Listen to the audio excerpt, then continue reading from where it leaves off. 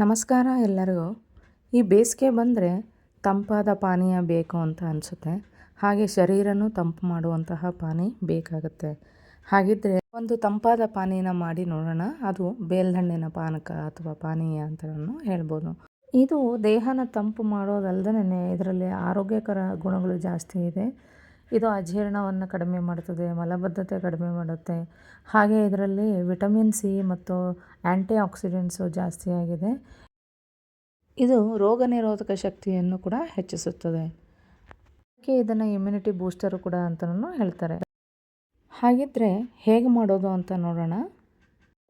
ಈ ಪಾನೀಯಗೆ ಬೇಲ್ದಣ್ಣು ಬೇಕಾಗುತ್ತೆ. ಹಣ್ಣಾಗಿರೋ ಅಂಥದ್ದು ಬೇಕು. ನೋಡಿ, ಹೀಗೆ ನಿಧಾನವಾಗಿ ಬಿಟ್ಟಾಗ ಅದು ಉರುಳಬಾರ್ದು. ಉರುಳಿದರೆ ಅದು ಹಣ್ಣಾಗಿಲ್ಲ ಅಂತ ಅರ್ಥ. ಇದು ಹಣ್ಣಾಗಿದೆ. ಹಣ್ಣಾಗಿರೋದು ಒಂದು ಸ್ವಲ್ಪ ಸಿಹಿ ಮೇಲೆ ಹುಳಿ ಇರುತ್ತೆ. ಈ ಹಣ್ಣು ಒಂದು ಸ್ವಲ್ಪ ಹಣ್ಣಾಗಿಲ್ಲ ಅಂತಂದರೆ ಹುಳಿ ಜಾಸ್ತಿ ಇರುತ್ತೆ. ಈಗ ನೋಡಿ, ಇದನ್ನು ಒಡ್ಕೋಬೇಕು. ಅದರಲ್ಲಿರೋ ಪಲ್ಪೆಲ್ಲ ತೆಗೆದು ಒಂದು ಪಾತ್ರೆಗೆ ಹಾಕ್ಕೊಳ್ತಾ ಇದ್ದೀನಿ. ನಾನು ಇಲ್ಲಿ 2 ಹಣ್ಣನ್ನ ತೊಗೊಂಡಿದ್ದೀನಿ. ಇದು ಸ್ವಲ್ಪ ಹಣ್ಣಾಗಿದೆ. ಇದನ್ನು ಕೂಡ ನಾನು ತೊಗೊಂಡಿದ್ದೀನಿ. ಇದು ಒಂದು ಸ್ವಲ್ಪ ಹುಳಿ ಸಿಹಿ ಎರಡೂ ಮಿಕ್ಸ್ ಆಗಿರೋ ಅಂಥದ್ದಿರುತ್ತೆ. ಕೆಲವೊಂದು ಸಲ ಹುಳಿ ಜಾಸ್ತಿ ಇರುತ್ತೆ. ಈ ಜ್ಯೂಸ್ ಮಾಡಲಿಕ್ಕೆ ತುಂಬ ಸಮಯ ತೊಗೊಳ್ಳಲ್ಲ. ಒಂದು 5ರಿಂದ 10 ನಿಮಿಷದಲ್ಲೇ ನೀವು ಈ ಜ್ಯೂಸನ್ನ ಮಾಡ್ಕೊಂಬಿಡ್ಬೋದು. ಯಾವುದೇ ತೊಂದರೆ ಇಲ್ದೇ, ತ್ರಾಸಿಲ್ದೇ ನೀವು ಆರಾಮಾಗಿ ಮಾಡ್ಕೋಬೋದು. ಎಲ್ಲದನ್ನು ತೆಕ್ಕೊಂಡಿದ್ದೀನಿ.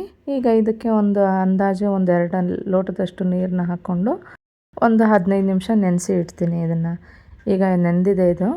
ನೋಡೋಣ, ಚೆನ್ನಾಗಿ ಕಿವುಚ್ಬೋದು. ಇದನ್ನು ಚೆನ್ನಾಗಿ ಕಿವುಚಬೇಕು. ನಾರಿನಂಶ ಚೆನ್ನಾಗಿ ಇರುತ್ತೆ. ನಿಮಗೆ ಮಲಬದ್ಧತೆ ಇದ್ರೂ ಅದು ದೂರ ಮಾಡುತ್ತೆ ಇದನ್ನು ಜ್ಯೂಸ್ ಕುಡಿಯೋದ್ರಿಂದ. ಈಗ ಇದನ್ನು ಸೋಸ್ಕೋಬೇಕಾಗತ್ತೆ. ಇದರಲ್ಲಿ ಬೀಜ ಮತ್ತು ನಾರಿನಂಶ ಇರೋದನ್ನೆಲ್ಲ ತೆಕ್ಕೋಬೇಕು. ಚೆನ್ನಾಗಿ ಹಿಂಡಿ ತೆಕ್ಕೋಬೋದು. ಕೈನಲ್ಲಾದರೂ ಮಾಡ್ಕೋಬೋದು ಅಥವಾ ಈಗ ಜರಡಿನಲ್ಲಾದ್ರೂ ಸೋಸ್ಕೋಬೋದಾಗುತ್ತೆ. ಈಗ ಇದನ್ನು ತಿರ್ಗಾ ಇದಕ್ಕೆ ಇನ್ನೊಂದು ಸ್ವಲ್ಪ ನೀರನ್ನ ಹಾಕಿ ಚೆನ್ನಾಗಿ ಅದರಲ್ಲಿರೋ ಸತ್ವನ ತೆಕ್ಕೊಳ್ತಾ ಇದ್ದೀನಿ. ಚೆನ್ನಾಗಿ ಕಿವುಚಿ ಅದರಲ್ಲಿರೋ ಸತ್ವನೆಲ್ಲ ತೆಕ್ಕೋಬೇಕು.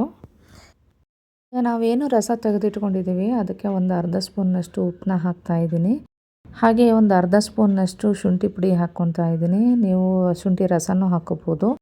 ಅರ್ಧ ಸ್ಪೂನ್ನಷ್ಟು ಏಲಕ್ಕಿ ಪುಡಿನ ಹಾಕ್ತಾಯಿದ್ದೀನಿ. ಹಾಗೆ ಒಂದು 2 ಸ್ಪೂನ್ನಷ್ಟು ನಾನು ಹುಣಸೆಹಣ್ಣಿನ ರಸನ ಸೇರಿಸ್ಕೊಳ್ತಾ ಇದ್ದೀನಿ.